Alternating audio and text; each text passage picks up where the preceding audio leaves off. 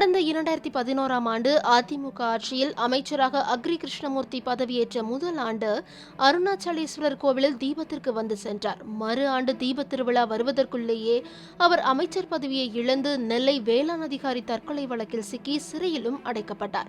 இதேபோல அருணாச்சலேஸ்வரர் கோவிலுக்கு வந்து சென்ற முன்னாள் அமைச்சர்கள் ஆனந்தன், கோகுல இந்திரா ஆகியோரும் அமைச்சர் பதவியை இழந்தனர்.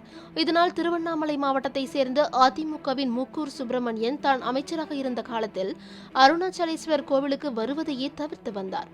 இவரை தொடர்ந்து 3.5 ஆண்டுகள் அமைச்சராக நீடித்தார். திமுகவின் முன்னாள் அமைச்சர் பிச்சாண்டி இந்த கோவிலுக்கு வருவதை வழக்கமாக கொண்டவர். அவர் தயவால் திமுகவில் இணைந்த எம்.ஏ. வேலுவிடம் அரசியல் அதிகாரத்தை பறிகொடுத்துவிட்டு தற்போது டம்மியாக உள்ளார் பிச்சாண்டி.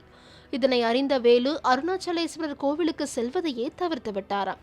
அருணாச்சலேஸ்வரர் கோவிலில் சென்டிமெண்ட் விஷயத்தில் முதல்வர் ஓ பன்னீர்செல்வமும் தப்பவில்லை.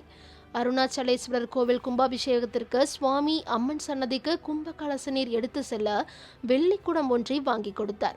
நேற்று கும்பாபிஷேகம் நடந்த நிலையில் அதற்கு முன்பாகவே தன் பதவியை சசிகலாவிடம் பறிகொடுத்து விட்டார் பன்னீர்செல்வம். திருவண்ணாமலை அருணாச்சலேஸ்வரர் கோவிலுக்கு அரசியல்வாதிகள் வந்து சென்றால் பதவி பறிபோகும் என்பதால் மறைந்த முதல்வர் ஜெயலலிதா இந்த கோவிலுக்கு வருவதையே தவிர்த்து வந்தார் என்பது குறிப்பிடத்தக்கது.